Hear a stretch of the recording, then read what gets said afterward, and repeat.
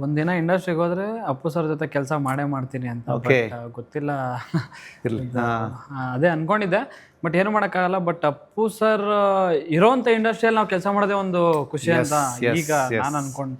ಈಗ ಅಪ್ಪು ಸರ್ ಒಂದು ಇಂಟರ್ವ್ಯೂಸಲ್ಲಿ ಹೇಳಿದ್ರಲ್ವಾ, ಅವ್ರಿಗೂ ಪ್ರೇಕ್ಷಕರು ಕೊಡೋ ದುಡ್ಡಿಗೆ ನಾವು ಅದಕ್ಕೊಂದು ಬೆಲೆ ಕಟ್ಟಬೇಕು ಅಂದ್ರೆ ನಾವು ಇಷ್ಟಾದ್ರೂ ಎಫರ್ಟ್ಸ್ ಹಾಕಬೇಕು ಅಂತ.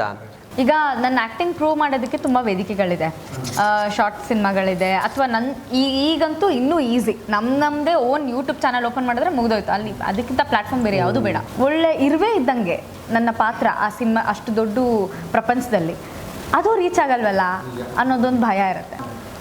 ಸರು ಪಕ್ಕದಲ್ಲಿ ಯಾರು ಫ್ರೆಂಡ್ ಕ್ಯಾರೆಕ್ಟರ್ಲು, ಯಾರು ಸರ್ ಸತ್ತಿರೋದು ಹೆಣ ಇರುತ್ತಲ್ಲ ಅದು ನಾನೇ ಕೊಡೋ. ಸೊ ಅಷ್ಟು ದೊಡ್ಡ ಸಿನಿಮಾದಲ್ಲಿ ಸತ್ತಿರೋ ಹೆಣ ಕ್ಯಾರೆಕ್ಟರ್ ಮಾಡಿದ್ರು ಆ ಸಿನಿಮಾದಲ್ಲಿ ಮಾಡಿದ್ದಾರೆ ಇವರು. ಆ ಥರ ಆಗಬೇಕು ನಮ್ಮ to be part of it. Car ಮೇಲೆ ಮತ್ತೆ ಕಾರ್ನ ಹಿಂಗೆ ತಳ್ಳಿ ಮಾಡೋ ಸ್ಟೆಪ್ ಬಂದು ರವಿತೇಜ ಸರ್ ಅಲ್ಲಿ ಮಾತು ಕೊಟ್ಟಿದ್ರಂತೆ, ಅಂದರೆ ಒಂದು ಸಾಂಗ್ಗೆ ನಿಮಗೆ ಕೊರಿಯೋಗ್ರಫಿ ಅಂತ. ಹಂಗೆ ಹೇಳಿದ ತಕ್ಷಣ ಸರ್ ನಾನು ರವಿತೇಜ ಸರ್ಗೆ ಇದು ಕೊರಿಯೋಗ್ರಾಫ್ ಮಾಡಿಟ್ಟಿದ್ದೆ ಸರ್, ನಿಮ್ಮ ಎಫರ್ಟ್ಸ್ ನೋಡಿ ನಾನು ನಿಂಗೆ ಕೊಡ್ತಾ ಇದ್ದೀನಿ. ನೀವು ಮನೇಲಿ ಜಗಳ ಮಾಡಿ ಎನರ್ಜಿ ಬರುತ್ತೆ, ನಿಮ್ಮಿಬ್ರಿಗೂ ಗೊತ್ತಾಗಲ್ಲ, ಪಾಪ ಮದುವೆ ಆಗಿಲ್ಲ. ಹಾಗೆ ಶುರು ಮಾಡೋಣ. ಖಂಡಿತ ಶುರು ಮಾಡೋಕ್ಕಿಂತ ಮುಂಚೆ ಬಾಯಿ ಸಿಹಿ ಮಾಡೋಣ. ಸೊ ತಗೊಳ್ಳಿ. ಫಸ್ಟ್ ಆಫ್ ಆಲ್ ರಿಲೀಸ್ ನಿಲ್ಸಿದಿರಲ್ಲ ಈ ಸಿನಿಮಾನ, ಅದಕ್ಕೆ ಕಂಗ್ರ್ಯಾಚುಲೇಷನ್ಸ್ ನಿಮಗೆ. Thank you. ಅದು ಬಿಗ್ ಟಾಸ್ಕ್ ಅಲ್ವಾ ಮಗ? Thank you. ಇನ್ನೊಂದೇನು ಗೊತ್ತಾ ಸುಷ್ಮಿತಾ, 31 ಒಳ್ಳೆ ನಂಬರ್ ಅಂತೆ ತಾರುಷ್ಗೆ. ನಿಮ್ಗೆ ಹೇಳಿಲ್ವ ಅವರು?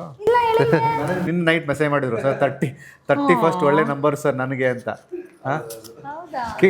ಯಾವ ಟರ್ಮಲ್ಲಿ ಕೇಳಿ ನೋಡೋಣ. ಯಾವ ಟರ್ಮಲ್ಲಿ ಹೇಳಿ,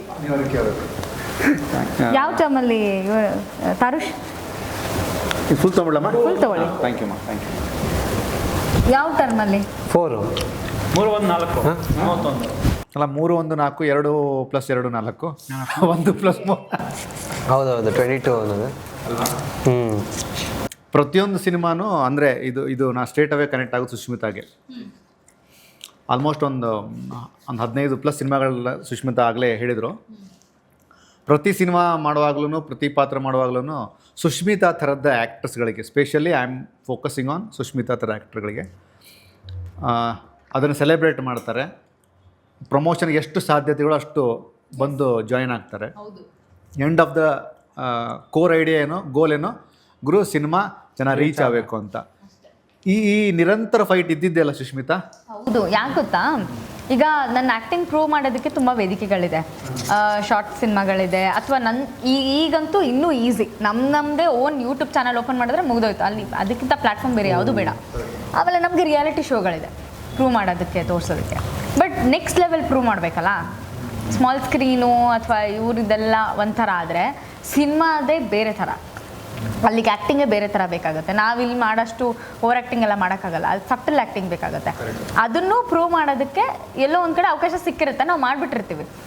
ಸಿನಿಮಾನೇ ರೀಚ್ ಆಗಿಲ್ಲ ಅಂದರೆ ನಂದು ಗೆಳೆಯದು ಅಲ್ಲಿರೋದು ಒಂದು ಸಣ್ಣ ಇದು, ಅಲ್ಲಿರೋ ಹೀರೋನೇ ಹೈಲೈಟ್ ಆಗಿಲ್ಲ, ಅಥವಾ ಡೈರೆಕ್ಷನ್ನು ಅದು ಕಷ್ಟನೇ, ಅವರು ಹೈಲೈಟ್ ಆಗಿಲ್ಲ, ಅಥವಾ ಪ್ರೊಡ್ಯೂಸರೇ ಹೈಲೈಟ್ ಆಗಿಲ್ಲ, ಅಥವಾ ಸಿನಿಮಾನೇ ಏನೂ ಬಂದಿಲ್ಲ ಅಂತಂದರೆ ಇನ್ನು ನನ್ನ ಒಳ್ಳೆ ಇರುವೆ ಇದ್ದಂಗೆ ನನ್ನ ಪಾತ್ರ ಆ ಸಿನಿಮಾ ಅಷ್ಟು ದೊಡ್ಡ ಪ್ರಪಂಚದಲ್ಲಿ ಅದು ರೀಚ್ ಆಗಲ್ವಲ್ಲ ಅನ್ನೋದೊಂದು ಭಯ ಇರುತ್ತೆ.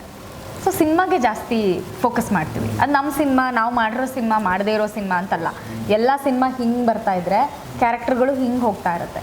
ಸೊ ಹಾಗಾಗಿ ಸಿನಿಮಾ ಮೇಲೆ ಜಾಸ್ತಿ ಕಾನ್ಸಂಟ್ರೇಟ್ ಮಾಡ್ತೀವಿ. ಅದು ಹಿಟ್ಟಾದರೆ ಸಾಕು ಅನ್ನೋ ಥರ.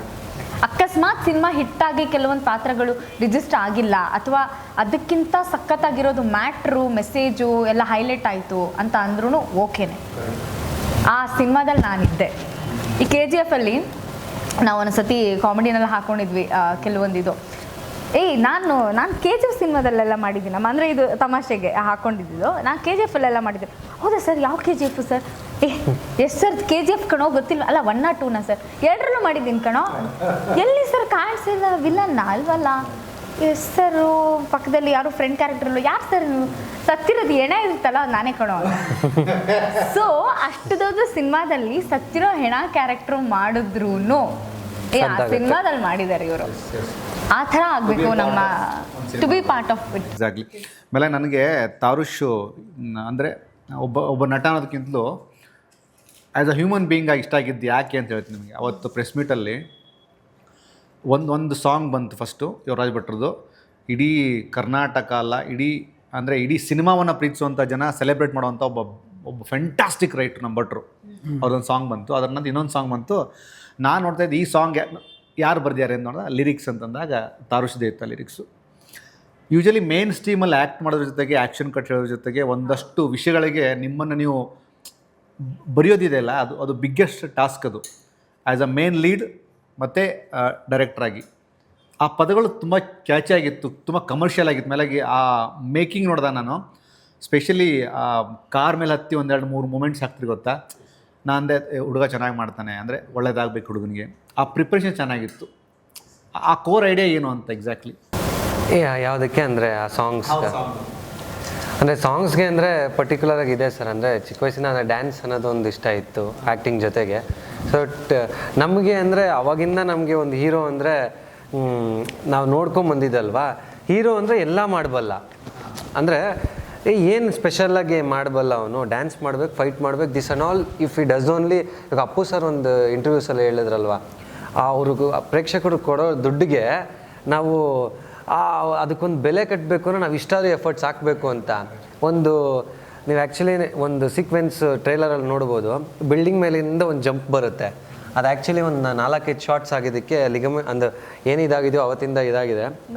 ಬಿಲ್ಡಿಂಗ್ ಮೇಲಿಂದ building full jump without bed ಓಡು. ಒಂದು ಲಾಂಗ್ ಶಾರ್ಟಲ್ಲಿ ಕಾಣಿಸುತ್ತೆ, ಇಲ್ಲಿಂದ ಹಿಂಗೆ ಜಂಪ್ ಆಗ್ತೀರಾ, ಕರೆಕ್ಟಾ? ಅದೇ ಆ ಥರ. ಅಂದರೆ ಇದಕ್ಕೆಲ್ಲ ಇನ್ಸ್ಪಿರೇಷನ್ ಅಪ್ಪು ಸರ್, ಅಂದರೆ ಹೇಳಿದ ಮಾತುಗಳು.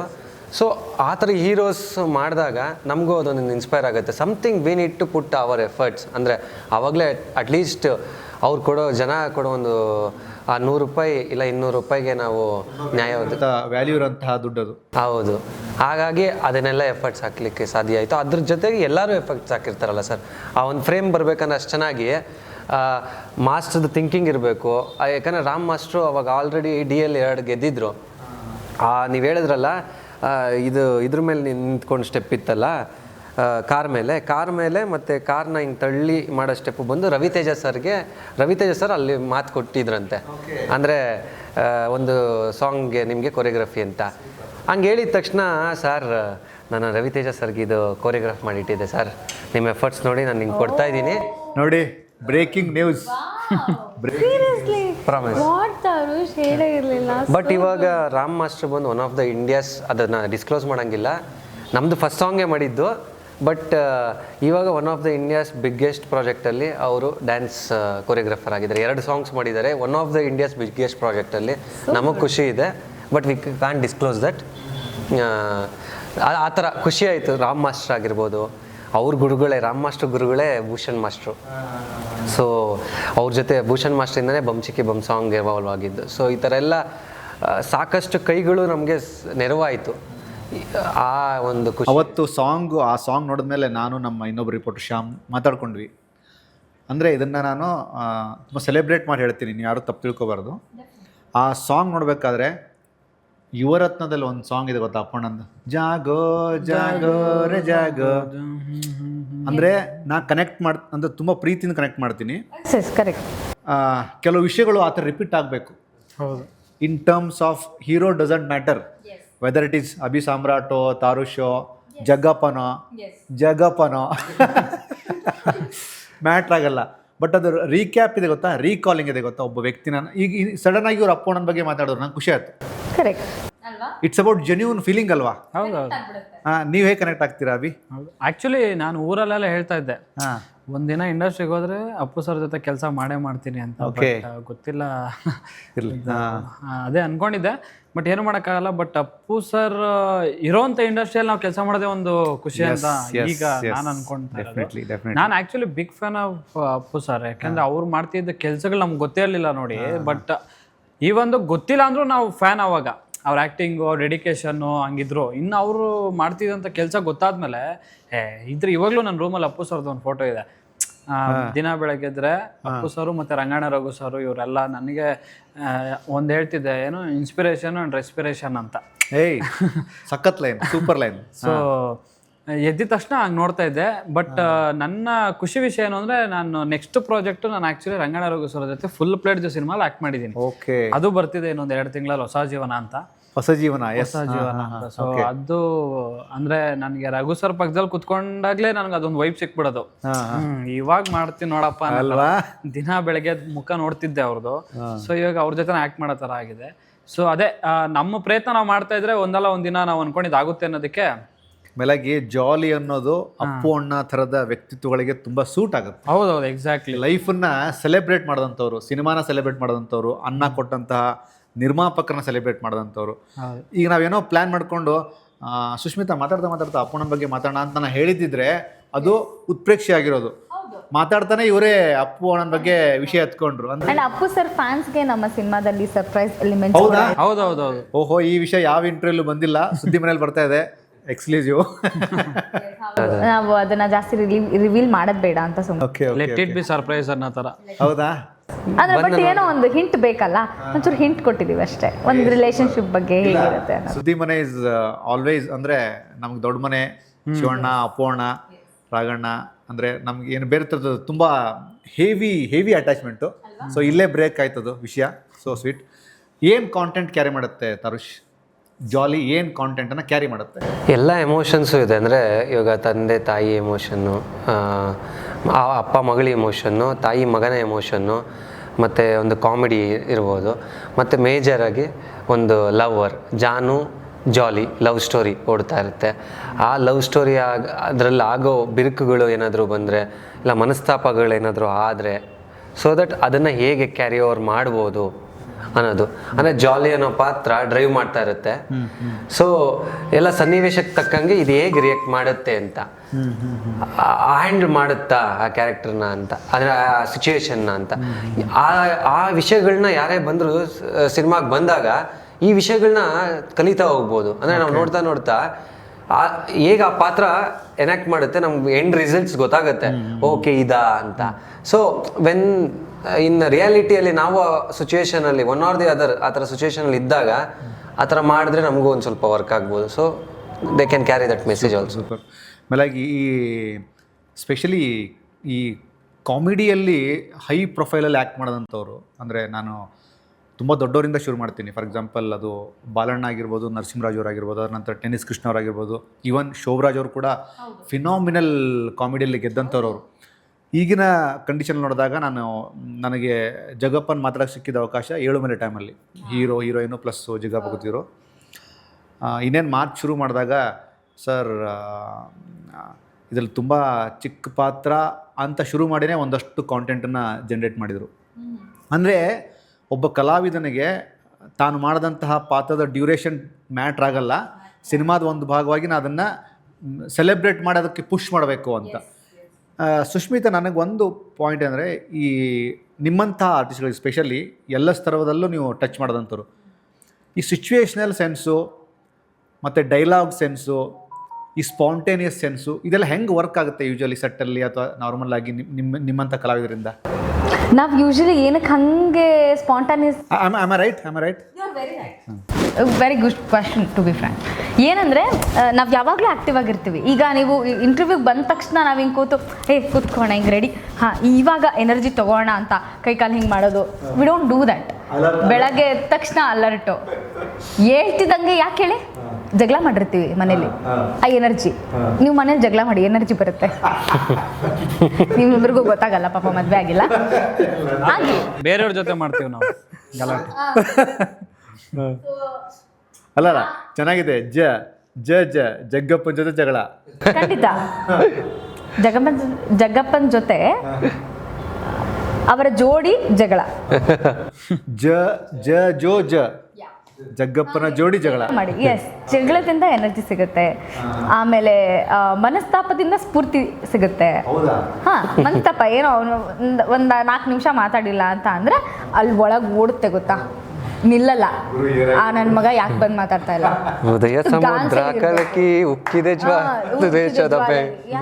ದುರಾಂಕಾರ ಅವನಿಗೆ. ಆಕ್ಚುಲಿ ಆ ಗಾನ್ಸಲ್ಲಿ ನನಗೆ ಇದೆ, ಯಾಕೆಂದ್ರೆ ನಾನೇ ಹೋಗಿ ಮಾತಾಡಿಲ್ಲ ತಾನೇ. ಬಟ್ ಅದು ನನ್ನ ಮೇಲೆ ಬರಲ್ಲ, ನನಗೊಂದು ಸೆಲ್ಫ್ ರೆಸ್ಪೆಕ್ಟ್ ಅಂತಿರುತ್ತೆ. ಅವಾಗ ನಾವೇನು ಅನ್ಕೋತೀವಿ, ಇಲ್ಲ ಅವ್ನು ಯಾಕೆ ಬಂದು ಮಾತಾಡಿಲ್ಲ ಅಂತ. ಅಂದರೆ ನಿಲ್ಸೋದೇ ಇಲ್ಲ ನಾವು ತಲೆನ. ಓಡಿಸೋದು ನಿಲ್ಸೋದೇ ಇಲ್ಲ. ನಾವು ಟೂ ವೀಲರಲ್ಲಿ ಹೋಗ್ತಿರ್ತೀವ, ಅಲ್ಲೂ ಅಷ್ಟೇ, ಇವ್ನು ಯಾಕೆ ಹಿಂಗೆ ಬಂದ, ನೆಟ್ಟಿಗೆ ಬರೋಕ್ಕಾಗಲ್ವಾ, ಇವ್ನು ಯಾಕೆ ಹಿಂಗೆ ಬಂದ, ಥೂ ಬೇವರ್ಸಿ ನನ್ನ ಮಗನೇ, ಥೂ ಅಲ್ಕ ನನ್ನ ಮಗನೇ, ಯಾಕೆ ಹಿಂಗೆ ಬಂದೆ, ಈ ವಾಟ್ ಎಸ್ ನೋ, ಹಿಂಗೆ ಓಡ್ತಾ ಇರ್ತೀವಿ ತಲೆನ. ಸೊ ನಮ್ಮ ಆ್ಯಕ್ಟಿವ್ ಆಗ್ತಾನೇ ಇರುತ್ತೆ. ಆಮೇಲೆ ನಮಗೆ ಫಸ್ಟ್ ಆಫ್ ಆಲ್ ನಮಗೆ ಬೇಸಿಕಲಿ ಹೀರೋ ಹೀರೋಯಿನ್ ಅನ್ನೋದಕ್ಕಿಂತ ಹೆಚ್ಚಾಗಿ ಈ ಕಾಮಿಡಿಯನ್ಸ್ಗೆ ಅಥವಾ ರಿಯಾಲಿಟಿ ಶೋ ಮಾಡಿರೋರಿಗೆ ಆ್ಯಕ್ಟಿವ್ ಏನಕ್ಕೆ ಆಗುತ್ತೆ ಅಂದರೆ, ನಾವು ಬಾಡಿ ಲ್ಯಾಂಗ್ವೇಜಲ್ಲೇ ಫಸ್ಟು ಕ್ಯಾಚ್ ಮಾಡೋದು. ನೀನು 100 ಡೈಲಾಗ್ ನಿಂತ್ಕೊಂಡು ಹಿಂಗೆ ಹೊಡಿತಾ ಇರೋ ಸ್ಟಾರ್ಟಿಂಗಲ್ಲಿ ಹೇಳಿದ್ದು, ಆಫ್ಟರ್ ಗೆಟ್ಟಿಂಗ್ ಟು ನೋ ನೀವು ಯಾರು ಅಂತ ಗೊತ್ತಾದ್ಮೇಲಲ್ಲ, ಫೆಮಿಲಿಯರ್ ಆದಮೇಲಲ್ಲ, ಇದು ಮಾಡಿದಾಗ ಫಸ್ಟ್ ಬಾಡಿ ಲ್ಯಾಂಗ್ವೇಜ್ ನೋಡ್ತಾರೆ. ಪ್ರೈಮರಿ ಲೆವೆಲಲ್ಲೇ ಬೇಸಿಂದ ಇಲ್ಲಿಂದ ಸ್ಟಾರ್ಟ್ ಮಾಡಿರ್ತಾರೆ. ಯಾಕೆಂದರೆ ಇಲ್ಲಿ ಈ ಕಾಲ್ಗೆ ಒಡ್ಸ್ಕೊಂಡವರು ಇಲ್ಲಿಗೂ ಒಡ್ಸ್ಕೊತೀವಿ, ಇಲ್ಲಿಂದ ಸ್ಟಾರ್ಟ್ ಆಗಿರುತ್ತೆ. ಬೆರಳು ಯಾಕೆ ಅಲ್ಲಾಡ್ತಿಲ್ಲ, ಬೆರಳು ಯಾಕೆ ಆ್ಯಕ್ಟ್ ಮಾಡ್ತಾ ಇಲ್ಲ, ಮಾಡಿಸು ಅಂತ ಅಲ್ಲಿಗೂ ಓಡಿಸ್ಕೊಂಡಿರ್ತೀವಿ. ಮಂಡಿ ಯಾಕೆ ನಡುಗ್ತಾ ಇದೆ, ಅಥವಾ ಏನಕ್ಕೆ ಸ್ಟಾಗ್ನೆಂಟಾಗಿ ನಿಂತಿದೆಯಾ, ಸ್ಟ್ರೇಟಾಗಿ ಸ್ಟಿಫಾಗಿ ನಿಲ್ಲಕ್ಕಾಗಲ್ವಾ, ಧೈರ್ಯ ಇಲ್ವಾ ನಿನಗೆ ಅಂತ ಅಲ್ಲಿಂದ ಮಂಡಿಯಿಂದ. ಆಮೇಲೆ ಹೊಟ್ಟೆ ಭಾಗ ಏನಕ್ಕೆ, ಸೊಂಟ ನಿಲ್ಲಲ್ವಾ ನಿನಗೆ, ಕರೆಕ್ಟಾಗಿ ಆ ಪೋಸ್ಚರಲ್ಲಿ ಹಾಗೆ ಇರಬೇಕು. ನೀನು ಸಪ್ಪಗಿರೋ ಕ್ಯಾರೆಕ್ಟರ್ ಮಾಡ್ತಿದ್ಯಾ ಅಂದರೆ ಬಗ್ಬೇಕು ಪೂರ್ತಿ, ಗೆಸ್ಟರ್ಸ್ ಕ್ಯಾರಿ ಆಗಬೇಕು, ಮಾಡು ಹಾಗೆ. ಆಮೇಲೆ ಕೈ ಯಾಕೆ ಸೆಟ್ಕೊಬಿಟ್ಟಿದ್ಯಾ, ಏನಾರು ಆಗ್ಬಿಟ್ಟಿದ್ಯಾ ನಿನಗೆ, ಕರೆಕ್ಟಾಗಿ ನಿಂತ್ಕೊ ಅಂತ. ಇಲ್ಲಿಂದ ಇರೋದು ಇಲ್ಲಿವರೆಗೂ ಒದೆ ತಿಂದಿರ್ತೀವಿ ನಾವು. ಸೊ ಖಂಡಿತ ಅದಕ್ಕೆ ಇದೆಲ್ಲ ಆ್ಯಕ್ಟಿವ್ ಆಗಿರುತ್ತೆ ಯಾವಾಗಲೂ. ಆಮೇಲೆ ತಲೆನೂ ಅಷ್ಟೇ ಓಡಿಸ್ತಾನೆ ಇರ್ತೀವಿ. ಬಿಕಾಸ್ ನಾವು ಹೋದ ತಕ್ಷಣ ಏನಾದರೂ ಹೇಳಿದಾಗ ಅದನ್ನು ಮಾಡಬೇಕು ಅಂತ ಅಂದರೆ ಅದನ್ನು ಇನ್ಯಾವ ಥರ ಮಾಡ್ಬೋದು ಅಂತ ನಾವು ಅದನ್ನು ಮುಂಚೆನೇ ಯೋಚನೆ ಮಾಡಿರ್ತೀವಿ.